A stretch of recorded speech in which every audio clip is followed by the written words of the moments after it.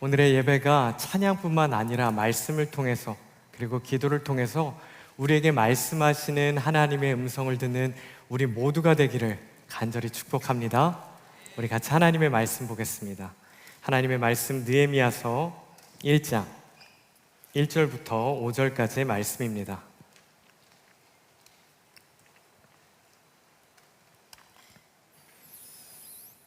우리 같이 읽겠습니다. 하가랴의 아들 느헤미야의 말이라.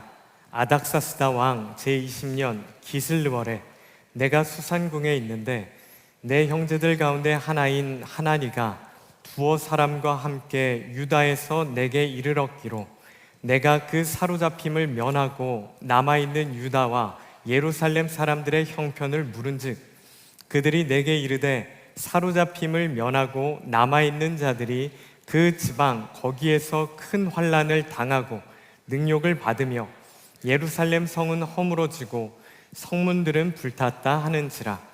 내가 이 말을 듣고 앉아서 울고 수일 동안 슬퍼하며 하늘의 하나님 앞에 금식하며 기도하여 이르되 하늘의 하나님 여호와 크고 두려우신 하나님이여 주를 사랑하고 주의 계명을 지키는 자에게 언약을 지키시며 긍휼을 베푸시는 주여 간구하나이다. 아멘. 기도하겠습니다. 하나님 아버지, 오늘도 우리를 이 예배 자리로 불러주심에 감사합니다.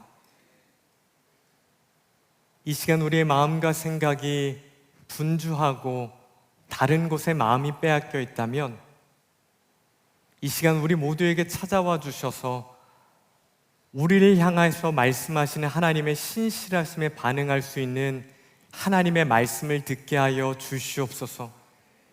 하나님, 우리가 방금 찬양한 것 같이 창조의 하나님을 보길 원합니다.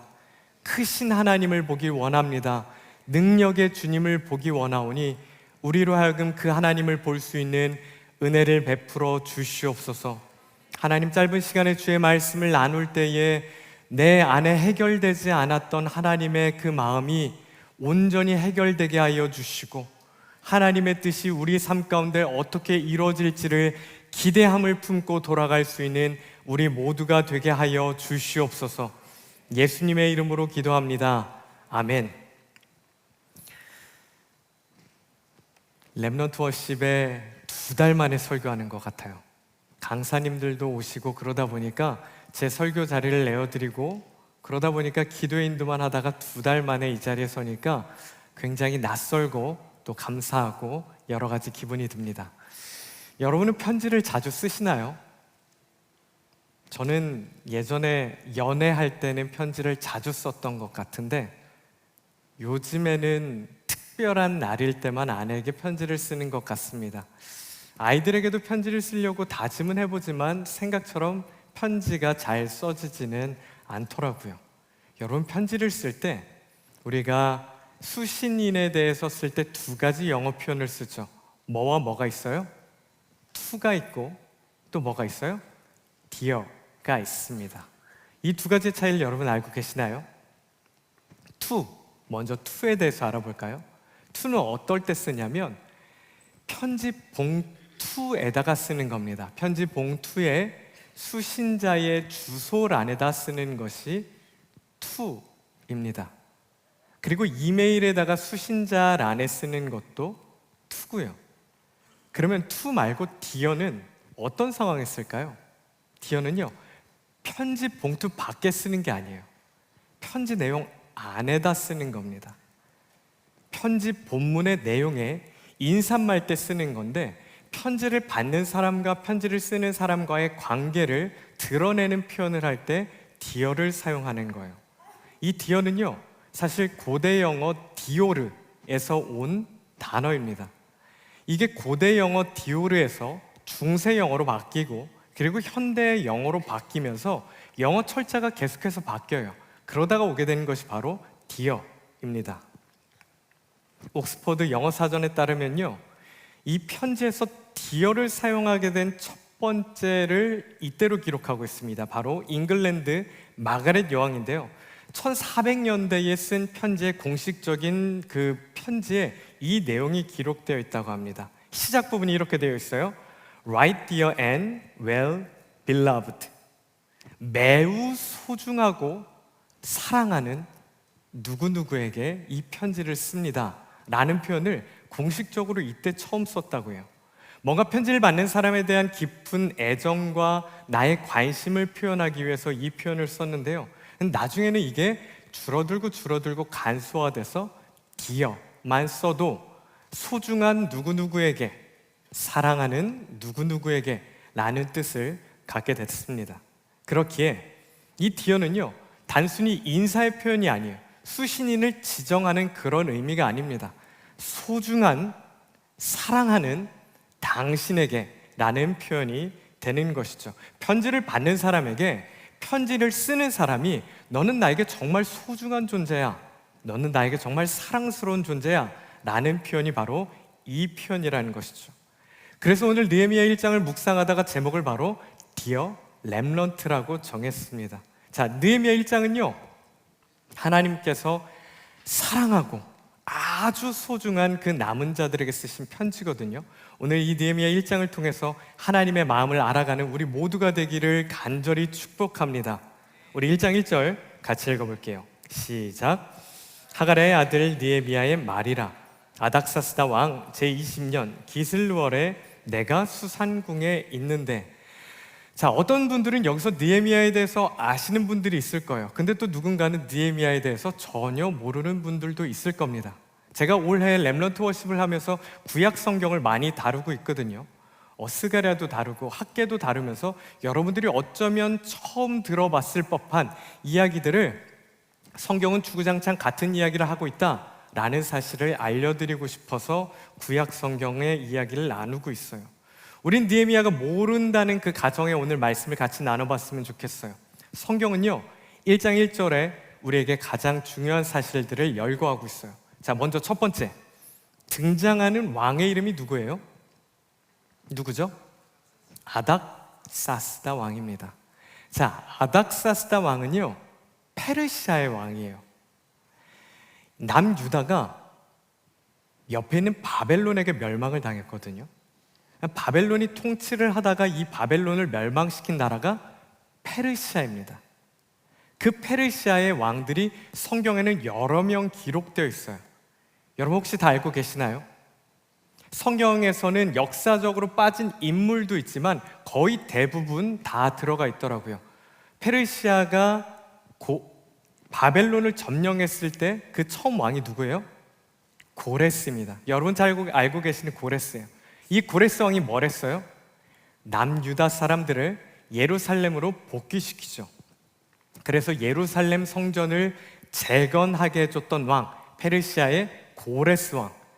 그 다음 왕은 누구예요? 다리우스 왕입니다. 이 다리우스 왕은요, 이 고레스 왕이 유대민족들을 예루살렘으로 돌아가서 성전을 재건하게 해줬잖아요. 근데 주변에서 많은 사람들이 방해를 합니다. 야, 너 누구 허락받고 이런 성전을 다시 짓는 거야? 너 반란 아니야? 라고 막 따졌어요. 그때에 예전에 고레스가 이런 조서를 내려서 예루살렘에 성전 짓는 것을 허락했다라고 그 조서를 찾아줬던 사람이 바로 다리우스 왕입니다. 그 다음은요, 아하수에로 왕이에요. 아하수에로 왕이 누굴까요? 죽으면 죽으리라. 누구예요? 에스더의 남편이에요. 당시에 이 페르시아 사람들이 그 하만의 계략에 의해서 아하수에로 왕이 유대인들을 다 죽이려고 합니다. 근데 에스더가 죽으면 죽으리다 하고 기도하면서 하나님 앞에 간절히 구하고 아하수에로 왕 앞에 나간 거예요. 그래서 하만이 죽게 되고 유대인들 모두가 살게 됐습니다. 그의 아들이 바로 오늘 성경에 나오는 아닥사스다 왕이에요. 자, 이 아닥사스다 왕이 됐을 때는요, 이미 예루살렘의 성전이 다 재건됐을 때예요. 성전이 재건되고도 무려 약 50년이 지났을 때입니다. 근데 오늘 성경을 보니까 아닥사스다 왕이 된 지 몇 년이 됐대요? 20년. 자, 그럼 계산해 볼게요. 성전이 지어진 지 몇 년 된 거예요? 70년이 지난 때였다라는 것을 우리에게 알려주고 있어요. 고레스 왕부터 시작된 그 성전 재건이 이제 성전이 지어지고 1차 포로기한, 2차 포로기한, 그 3차 포로기한의 그 모든 시간들을 겪어서 이제 성전이 지어졌고, 이제 성전이 다 지어진 이후에 70년이 지났다라는 것을 우리에게 보여주는 겁니다. 머릿속에 잘 기억해 놓으시면 앞으로 설교 들으실 때 여러분들에게 유익하실 겁니다. 그리고 1절은 우리에게 한 가지 정보를 더 주고 있어요. 지금 느헤미야가 어디 있었다 그래요? 어디 있었대요? 1절 보면 수상궁에 있었다라고 합니다. 페르시아는요, 여름에 지내고 있는 궁전이 다르고 겨울에 지내고 있는 궁전이 다릅니다. 바벨론이 정말 땅이 넓었거든요. 근데 그 땅을 페르시아가 점령했고 더 넓어졌으니 얼마나 큰 땅을 가지고 있었을 거예요. 그래서 여름엔요, 앙메다 궁에 있었어요. 그리고 겨울엔요, 조금 페르시아 땅에서 비교적 따뜻한 수산궁에 있었다라는 것이죠. 자, 그러면 지금 느헤미야는 어디 있는 거예요? 성전이 지어지고 70년이 지난 그때에 페르시아의 아닥사스다 왕과 함께 한 겨울에 수산궁에 있었다라는 정보를 우리에게 주고 있는 거예요. 앞으로 우리가 이 느헤미야 성경을 보게 되면서 알게 되겠지만, 느헤미야는 이렇게 하나님께 기도할 때에 하나님께서 느헤미야에게 엄청난 직책을 맡기게 하십니다. 어떤 거냐면 바로 술관원이에요. 술관원이 뭐냐면, 당시에는 왕이 계속 정말 몇십 년마다 바뀌었거든요. 왕에 대한 수많은 암살 시도가 있었습니다. 왕을 죽이기 가장 좋은 게 뭘까요? 군사적 반란은 왕의 군사들과 충돌이 있어야 되잖아요. 뭐가 가장 쉬울까요? 왕을 독살하는 게 가장 쉬워요. 독이 들어있는 음식을 먹인다든지 독이 들어있는 음료를 먹이면 죽이기 가장 좋겠죠. 그래서 왕은 이 독살을 피하기 위해서 왕의 음식을 맡은 사람들과 왕의 음료를 맡은 사람들을, 정말 자신이 신뢰하고 있는 사람들을 최측근에 두면서 그 사람들을 왕의 음식과 왕의 술관원으로 삼았다는 것이죠. 자, 여기까지 정리해보면 어떤 내용이 돼요? 지금 느헤미야는요, 멀리 타국 페르시아에서 왕의 총애를 받으면서 아주 추운 겨울, 그 추운 겨울과는 아주 상관없는 따뜻한 수산궁에서 부족한 것 없이 풍요로운 삶을 누리고 있었던 페르시아의 고위 관료였다. 여기까지가 우리가 얻을 수 있는 정보인 것 같아요. 자, 우리 1장 2절 같이 읽겠습니다. 시작. 내 형제들 가운데 하나인 하나니가 두어 사람과 함께 유다에서 내게 이를 얻기로 내가 그 사로잡힘을 면하고 남아있는 유다와 예루살렘 사람들의 형편을 물은즉, 하루는요 그의 동생 하나니로부터 한 소식을 듣게 됩니다. 어떤 소식을 듣게 돼요? 예루살렘의 소식을 듣게 되는 거예요. 예루살렘은 지금 어떤 상황이에요? 그렇게 꿈에도 그리고 있었던 성전이 완성됐거든요. 완공됐거든요. 그리고 나서 70년이 지났어요. 여러분, 우리가 어떤 기대함을 품을 수 있을까요? 유다와 예루살렘이 안정화되었다. 그 땅에 다시 한번 예배 부흥이 회복되었고, 그 땅은 거리마다 찬양이 울려 퍼지고 있었고, 굶주린 사람이 없고 그들이 온전히 하나님 앞에서 기뻐하며 뛰며 살아가고 있었다. 이런 소식을 기대했겠죠. 근데 성경을 보니까 어떤 이야기를 들었대요? 우리 느헤미야서 1장 3절 읽겠습니다. 같이요. 그들이 내게 이르되 사로잡힘을 면하고 남아있는 자들이 그 지방 거기에서 큰 환난을 당하고 능욕을 받으며 예루살렘 성은 허물어지고 성문들은 불탔다 하는지라. 자, 남은 자들이요 70년 동안이나 유배 생활을 마치고 예루살렘으로 돌아왔어요. 왜 돌아왔어요? 하나님의 약속을 믿고 이 땅에 다시 한번 하나님의 성전을 세워서 하나님의 놀라운 은혜를 보기 위함이에요. 그래서 그 자리에 돌아와서 시간을 쏟고 물질을 쏟고 마음을 쏟아가면서 예루살렘 성전을 지었거든요. 그런데 그 남은 자가, 렘넌트가 어떻게 되었다고 이야기하고 있어요? 성경을 요약하면 렘넌트가 환난을 당하고 있었다.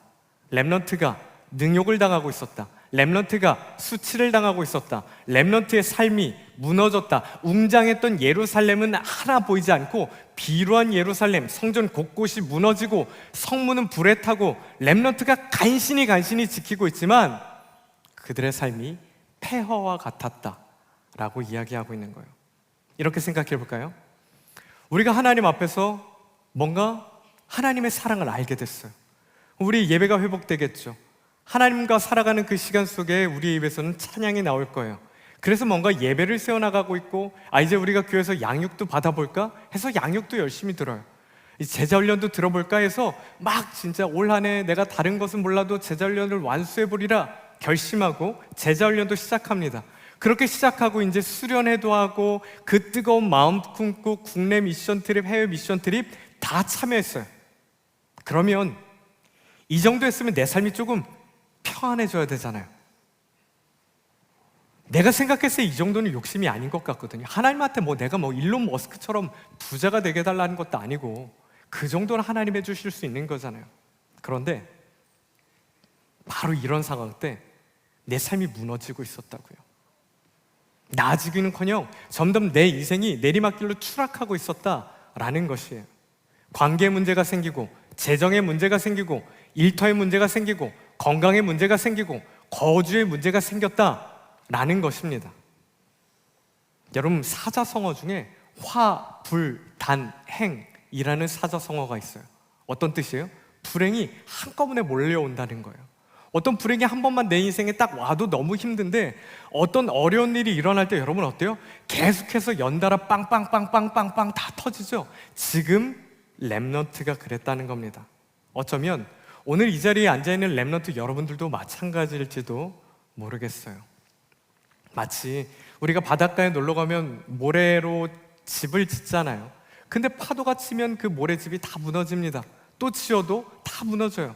내가 뭔가 열심히는 하고 있는데, 그렇게 모래성을 짓다 보니까 예전보다 조금 더 튼튼하게 지을 수 있게 됐는데, 예전보다 조금 더 빨리 지을 수 있게 됐는데, 여전히 파도는 와서 내 모래집을 다 앗아가 버린다는 것이죠. 열심히는 살아가고 있는데, 최선을 다해 살아가고 있는데 아무것도 나아지지 않고 있는 거죠. 느헤미야 1장 4절 같이 읽겠습니다. 시작. 내가 이 말을 듣고 앉아서 울고 수일 동안 슬퍼하며 하늘의 하나님 앞에 금식하며 기도하여. 자, 그런데 이 말을 듣고 울고 있었던 한 사람이 있었다고요. 누가 울었다고 해요? 느헤미야가 울었다고 합니다. 지금 느헤미야는요, 예루살렘에 있지 않아요. 유대 땅에 있지 않습니다. 어디에 있어요? 페르시아에 있어요. 한겨울이지만 아주 따뜻한 수산궁에 있습니다. 남 부러울 것 없고 아주 부족할 것이 없는 그 느헤미야가 수일 동안 통곡했다고 해요. 수개월 동안 금식하며 하나님께 기도했다고 합니다. 아니 여러분, 이게 말이 쉽지? 잘 한번 생각해 보셔야 돼요. 예루살렘이 정말 수천 킬로 떨어져 있거든요. 근데 그곳에 있는 사람들이 거기서 환난당하고 힘들어하고 있어요. 근데 느헤미야는 어때요? 겨울이라고 생각할 수 없을 정도로 아주 따뜻한 곳에 있다고요. 여러분, 우리가 아주 시원한 곳에서 일하다 보면 밖에서 정말 더워서 힘들게 일하고 있는 사람들의 고통을 알 수가 있습니까? 그들의 아픔에 공감할 수 있어요? 절대 그럴 수가 없습니다. 근데 이거는 그 정도도 아니에요. 비교할 수도 없을 정도의 간극이 있는데 그 간극 속에 울고 있었다고 해요. 페르시아 궁전에 살고 있어요. 부모 세대에게 예루살렘에 대해서 들었을까요? 아니, 어쩌면 자신의 할머니, 할아버지 아니면 증조 할아버지, 할머니 정도에게 들어봤을 이야기가 예루살렘의 이야기예요. 근데 그 이야기를 듣고 통곡했다는 것 자체가 말도 안 되는 거잖아요. 그들을 위해서 수개월 동안 금식했다는 것이 말도 안 되는 이야기잖아요. 사람의 열심으로 되는 것이 아니죠. 자, 그렇다면 느헤미야는 왜 그랬을까요? 바로 하나님께서 느헤미야에게 하나님의 마음을 주셨기 때문입니다. 남은 자들을 향한 하나님의 눈물을 하나님께서 느헤미야에게 주셨기 때문이에요. 여러분, 이름의 뜻을 여러분들은 다 잘 알고 계시죠? 각자의 이름의 뜻 정도는 잘 알고 있을 것이에요. 제 이름이 뭐예요? 중요하지 않습니다. 제 이름은 성훈인데요, 이룰성에 한자로 공훈자를 써서 너에게 맡겨진 일 속에서 뭔가 공을 이루는 그런 사람이 되라 라는 뜻으로 저희 큰아버지가 지어주셨거든요. 근데 저는 제 이름이 되게 싫었어요. 여기 가나 저기 가나 성훈이 너무 많았거든요. 우리 교회도 있잖아요. 근데 저는 그래서 12년 전에 저희 집 첫째 아이를 낳았을 때 아내와 이름에 대해서 정말 많이 고민을 했어요. 그래서 양가 부모님들께 저희가 가장 많이 부를 이름이니까 저희가 짓게 해주세요 라고 이야기하고 정말 기도하면서 이름에 대해서 고민을 많이 했어요. 그래서 지은 이름이 바로 로이입니다. 로이.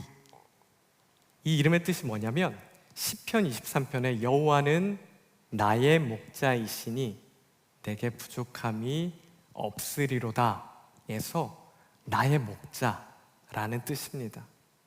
아내와 저는 로이가 이 시편 23편을 붙잡고 로이야, 너의 목자는 하나님이야, 너의 삶의 주인은 하나님이야 라는 것을 알려주고 싶었고, 아내와 저도 로이의 이름을 부를 때마다 아, 그렇지, 내 인생의 인도자는 하나님이시지, 나의 삶의 목자는 하나님이시지 라는 그 믿음의 고백을 담아서 그렇게 이름을 지었습니다. 제 아들 로이의 이름의 뜻이 뭐라 그랬어요? 나의 목자입니다. 느헤미야의 이름의 뜻은 뭘까요? 하나님께서 위로하신다. 하나님께서 위로하신다. 그래요.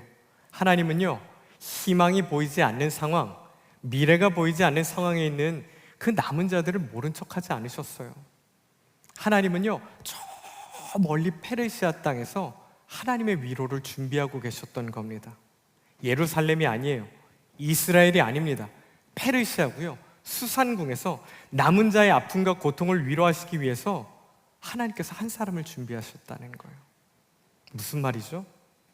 우리를 죽기까지 사랑하시는 하나님이 아무도 예상하지 못했던 그곳에서 약속의 말씀 붙잡고 인생에서 그 말씀이 이루어지기를 발버둥 치고 있는 남은 자를 위해서 하나님께서 놀라운 일을 계획하신다는 겁니다. 누구도 상상하지 못한 곳에서, 아무도 기대하지 못한 곳에서 하나님께서 그 일을 진행하신다는 거예요. 그렇게 수개월 동안 하나님께서 느헤미야를 통해서 계획하셨고 진행해 오셨다는 겁니다. 근데 느헤미야가요, 하나님께서 기도할 때, 느헤미야가 하나님께 기도할 때 하나님이 느헤미야에게 이 말씀을 생각나게 하십니다. 우리 8절과 9절 같이 읽어볼게요. 시작. 옛적에 주께서 주의 종 모세에게 명령하여 이르시되 만일 너희가 범죄하면 내가 너희를 여러 나라 가운데서 흩을 것이요 만일 내게로 돌아와 내 계명을 지켜 행하면 너희 쫓긴 자가 하늘 끝에 있을지라도 내가 거기서부터 그들을 모아 내 이름을 두려고 택한 곳에 돌아오게 하리라 하신 말씀을 이제 청하건대 기억하옵소서. 아멘. 이 8절과 9절은요, 느헤미야가 지어낸 말씀이 아니에요. 신명기에서 하나님께서 당신의 백성들에게 약속하신 그 말씀입니다. 지금 느헤미야가 하나님께 기도할 때 하나님께서 느헤미야에게 이 말씀을 생각하시는 거예요. 8절을 보니까 뭐예요? 이스라엘 백성들이 예루살렘에서 온 땅으로 흩어지게 된 것은 너희들의 죄 때문이다 라는 것을 알게 하셨다는 거죠. 이 말씀이 그대로 이루어졌어요. 그렇다면 8절이 이루어졌으면 9절도 그대로 이루어진다는 것이죠. 9절에 뭐가 이루어졌어요? 너희가 내게로 돌아온다면, 너희가 내게로 돌아와서 그 말씀을 붙잡는다면 내가 너희가 저 하늘 끝에 있을지라도 내가 그곳에서 너희들 찾아올게. 너네가 흩어져서 아무도 모르는 곳에 있다고 할지라도 내가 너희들 반드시 이곳으로 다 돌아오게 할게 라고 약속하신 겁니다. 무슨 말이에요? 지금 이 말씀은요, 너희 남은 자가 이 상황을 해결할 수 없다 라고 이야기하는 거예요. 너희 남은 자가 무너진 예루살렘을 해결할 수 없다 라고 이야기하는 겁니다. 아니, 우리에게 소망을 주셔야죠. 하나님, 70년 동안 하나님 앞에서 발버둥 치고 있는데요, 근데 하나님의 말씀이 뭐래요? 너희 남은 자가 예루살렘을 회복시킬 수 없다. 너희 남은 자가 이 상황을 결코 해결할 수 없다. 오직 나만 해결할 수 있다 라고 이야기하고 있는 겁니다. 오직 나만 이 남은 자들을 다시 한번 모아서 너희가 원하는 하나님의 나라를 이룰 수 있다 라고 선포하고 있는 거예요. 그래요, 사랑하는 여러분, 우리가 말씀을 통해서 봐야 되는 것은요, 느헤미야처럼 우리가 다시 한번 열정을 내서 내가 보이지 않는 곳에 마음을 쏟고 그 하나님의 마음을 갖고 세상을 변화시키고 성벽을 세우면 좋겠지만 여러분, 현실은 그렇지 않잖아요. 내 삶도 감당하기 힘들지 않아요? 우리에겐 소망이 없어요. 오늘 성경이 우리에게 보여주고 있고 구약 성경이 계속해서 우리에게 보여주고 있는 내용이 뭐예요? 너에게는 소망이 없다. 너에게는 나와의 약속을 지킬 수 있는 그런 능력이 없다. 너는 언제든지 죄로 넘어질 수밖에 없는 그런 연약한 사람이다 라는 것을 알려주고 있어요. 그러나 그 이야기 뒤에 뭘 보여주고 있습니까? 너에게는 소망이 없다. 그러나 하나님이 너에게 소망이 되신다. 너에게는 나에게 약속을 지킬 능력이 없다. 그러나 하나님은 그 약속을 반드시 지키시는 신실하신 하나님이시다. 너는 다짐하고 다시 일어날지라도 나와의 약속을 기억하며 죄에 넘어지지 않을 수 있는 능력이 없다. 넘어질지라도 내가 다시 일으켜 세워줄게. 네가 이뤄진다고 해도 내가 다시 일으켜 세워줄게. 네가 길을 잃어도 내가 인도해줄게 라고 말하는 것이 하나님의 약속인 것이죠. 여러분, 구약 성경은요, 잘못 보면 우리에게 위대한 위인들을 보여주는 것 같아요. 와, 다윗 멋있어. 다니엘 멋있고, 요셉 대단하네. 와, 하나님의 선지자들, 사사들 굉장하네 라고 생각할 수 있지만 성경은 한 번도 그 사람들을 대단하다고 이야기하고 있지 않아요. 여전히 넘어진 나, 여전히 소망 없는 나, 남은 자라고 말하고 있지만, 내가 내 삶을 책임질 수 있다고 결단하고 있지만, 하나님 앞에 살아가겠다고 고백하고 있지만, 그럼에도 불구하고 아무런 소망이 없는 나, 그런 나를 위해서 하나님께서 어떤 일을 하셨는지, 어떤 일을 계획하셨는지, 어떤 일을 행하실 것인지에 대한 바로 내용이 성경이라는 것입니다. 사랑하는 여러분, 우리에게는 소망이 없습니다. 그러나 우리에게 소망이 있는 것은 우리 인생의 위로자 되시는 분이 우리가 믿는 하나님이시라는 사실이에요. 그럼에도 불구하고 우리에게 소망이 있는 것은 회복도 하나님께로부터 온다는 것입니다. 여러분, 인생을 살다 보면 여러분들이 남은 자로 살아갈 때에 무력감을 볼 때가 있잖아요. 저도 제가 목회자이지만 저의 정말 비참한 모습을 볼 때가 있거든요. 연약한 모습을 볼 때가 있거든요.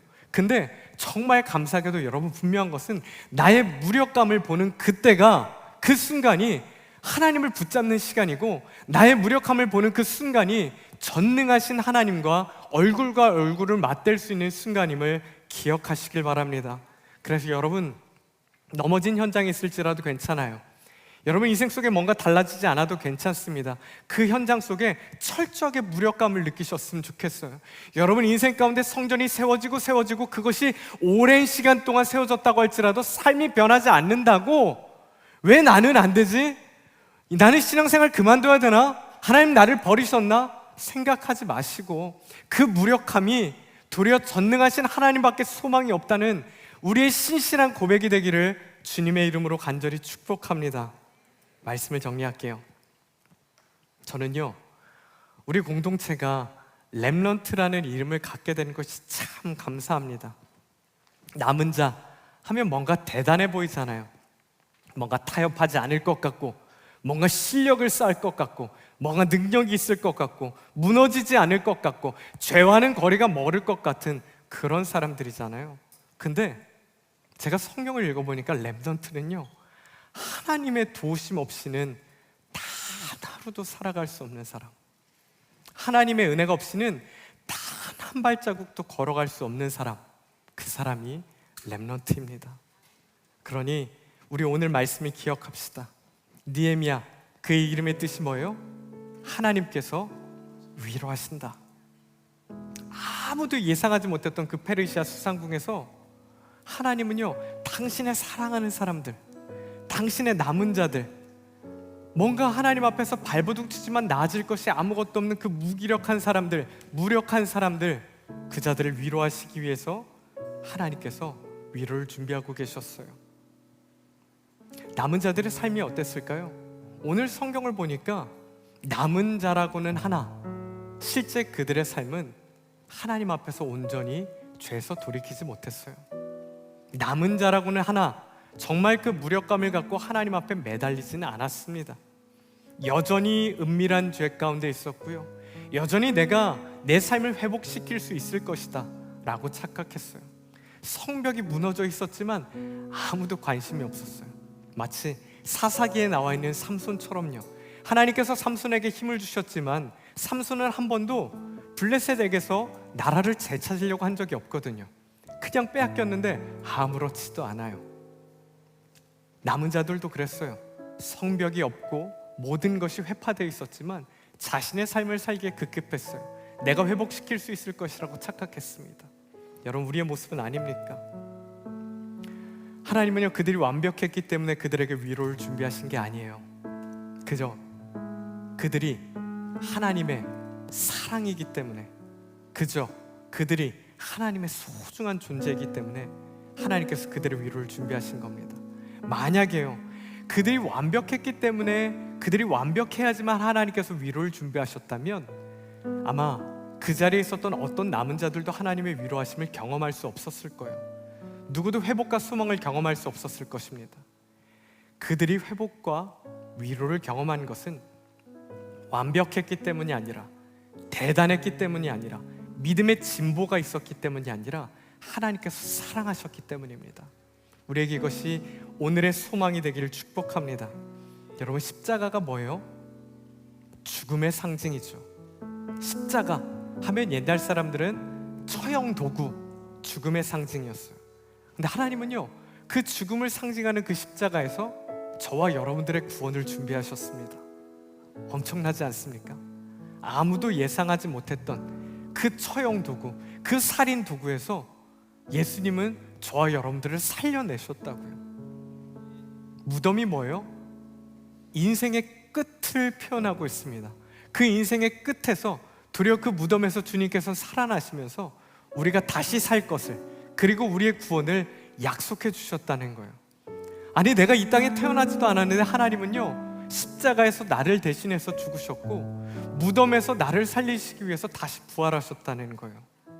나의 구원이 내가 상상하지도 못했던 그 순간에 준비됐던 것처럼 지금도 여러분을 향한 그 회복과 위로는 준비되고 있다는 사실을 기억하시길 바랍니다. 여러분, 매번 흔들리는 렘넌트여도 괜찮아요. 매번 넘어지는 남은 자여도 괜찮습니다. 하나님은요, 우리를 사랑하시기 때문에 예상하지 못한 때에 우리가 상상하지도 못한 방법으로 반드시 일으켜 세우실 것입니다. Dear 렘넌트, 여러분의 어떠함과 상관없이 여러분은 하나님의 소중하고 하나님의 사랑하는 하나님의 자녀들입니다. 오늘 우리 이 말씀 기억하면서 하나님 신뢰합시다. 오늘 이 말씀 기억하면서 내가 위로의 하나님을 기대할 수 있음에 감사합시다. 오늘 내가 회복의 하나님을 바라볼 수 있음에 우리 기뻐합시다. 그렇게 우리 하나님 그 일하심을 찬양할 수 있는 우리 모두가 되기를 축복합니다. 그때에 부모가 어떻게 자녀를 포기하겠어요? 근데 하나님은 그 부모보다도 더 깊은 사랑으로, 더 넓은 사랑으로 우리를 결단코 포기하지 않으실 거예요. 그러니 여러분의 인생에 어떤 성벽이 무너져 있고 어떤 성전이 회파되어 있어도 여러분 하나님 붙잡기를 포기하지 마시길 바라요. 그때에 하나님 손 꼭 붙잡고 하나님 신뢰하며 날아갈 때에 하나님께서 우리 인생 가운데 오늘도 나를 디어 렘넌트라고 불러주시는 그 하나님의 음성에 감사하며 기뻐하며 찬양할 수 있는 우리 모두가 되길 주님의 이름으로 간절히 축복합니다. 우리 말씀 생각하면서 같이 찬양할게요.